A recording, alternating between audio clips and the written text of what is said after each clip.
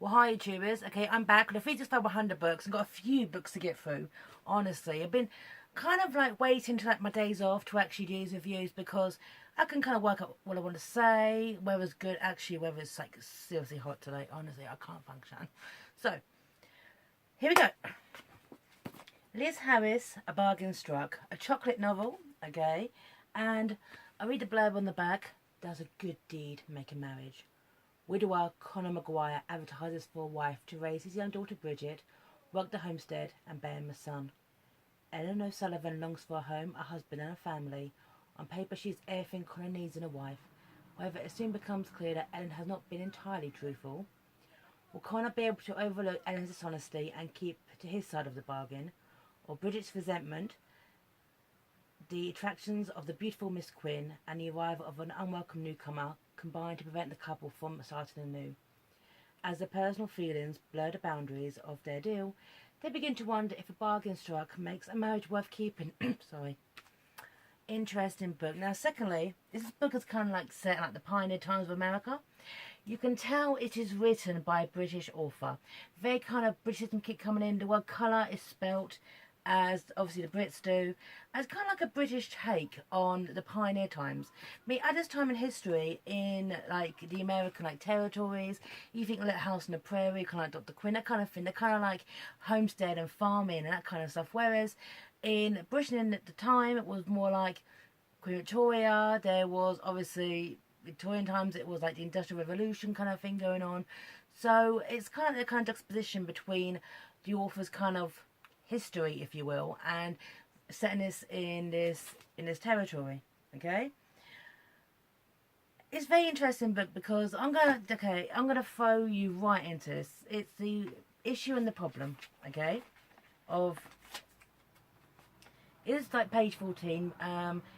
Ellen's got there, they're married, and here we go. My name, she exclaimed, sitting back, staring at him, puzzled. You mean Ellen? No, I mean O'Sullivan. I come from Irish stock, and I want Bridget and my son, if God gives me one, to know their heritage. I thought Dave might learn it through you. I figured your husband was Irish, and Irish men marry Irish girls, so I thought you would be too. And I was right. You told me your family originally came from Ulster, just like mine. His smile faded. Well, do I get my answer now? Okay, so her name, okay. This is Bridget. I'm a widow, so I know what to expect from a man and how to keep house. I'm of childbearing age and might give you a son, and I have an Irish background. So me, you got what you wanted. But it's not, is it, ma'am? I saw the way that folks in bags looked at you. You wore your bonnet across your face as much as you like, but it's not enough. I saw their faces when you got off the stagecoach, and I saw them when I collected you this morning. And my daughter will see these looks of distaste too. To see them every time she goes into town with you, every time that her friends come to the house, if her friends still want to visit. I have to think of British as well as me. You should have told me before you came and let me decide. Okay, the big issue is this. Ellen's husband died in an accident involving a horse, and Ellen got like a hoof-sized scar on her cheek. And that's it. That is it. Everyone treats her like she's got bloody leprosy. Everybody. Okay, when I go to church, the priest is like, the vicar's like, you're such a good Samaritan, Connor, taking on a girl like that as your wife. I'm like, it's a goddamn scar. Okay? Right. And further along, this is Bridget's reaction. Bridget's Connor's daughter. Alright? This is it. Bridget raised her eyes at Ellen, her expression hostile. Her forehead creased in sudden amazement and she took a step back. She looked up at her father, bewilderment clouded her face, but then she looked at Ellen. Her mouth fell open and her arms dropped to her side. The hostility in her eyes gave way to revulsion, and she took another step. What's wrong with your face? It's red and ugly. Why did you marry someone ugly like her? She asked, her tone accusing, her eyes still in Ellen's face. I don't want her anywhere near me. She rounded on him. You should have married Miss Quinn if you had to get married at all. Miss Quinn's real pretty, not like her. Miss Quinn would have married you, you know that. You're old enough to know better than to talk like that, Bridget said quietly. What must Peggy be thinking of you? And Ellen. You said you're sorry to Ellen at once. Bridget's mouth set in a hard line, and he stared up at him, her face cold. What for? Pretend the truth? I'm not sorry for what I said. I'm not going to pretend that I am. She's ugly. I don't want anything to do with her. Okay. Now, I've read Little House on the Prairie, okay?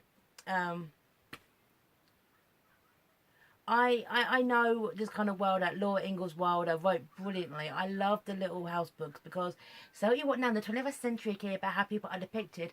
How people are depicted, it was how they were treated back then. You can't complain about history, okay? But I can't imagine in territorial times, you know, in this kind of like prairie-like world, a child speaking to an adult. Anyone would take that. She would have been spanked, okay? And I'm kind of against like ill treatment of children in these books, okay? But yeah, it's kind of like, you know, I can spare that rod and beat that child, okay? The way she treats Ellen is absolutely despicable. A little bit coming up here, okay? This went too far, okay? Is they're going to this big wedding. Everyone's dressed in finery. Ellen's brought a dress with her that she wore years ago for her husband, okay, who passed away. She absolutely loves this dress. It's kind of like a symbol of her old life, bringing it into her new. She's made it all fresh and new. She's looking forward to actually going out and wearing this dress. And here we go.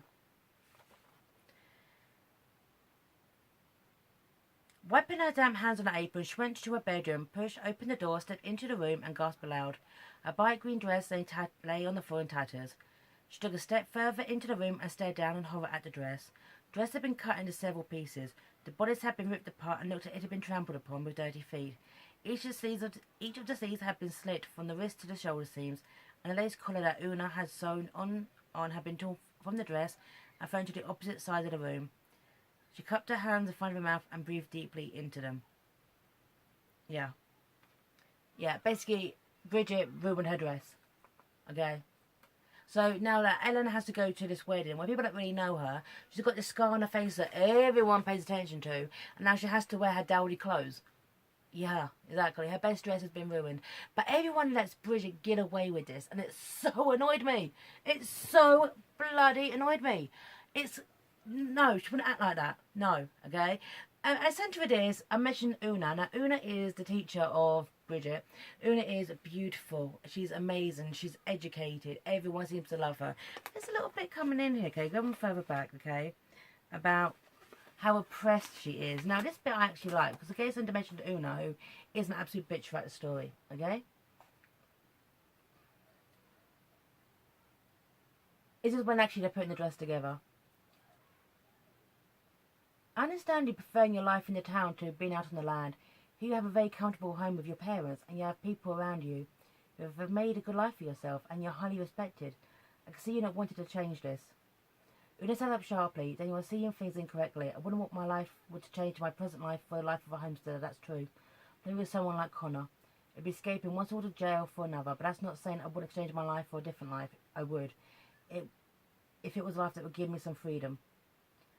And instead of her in amazement, jail? What do you mean?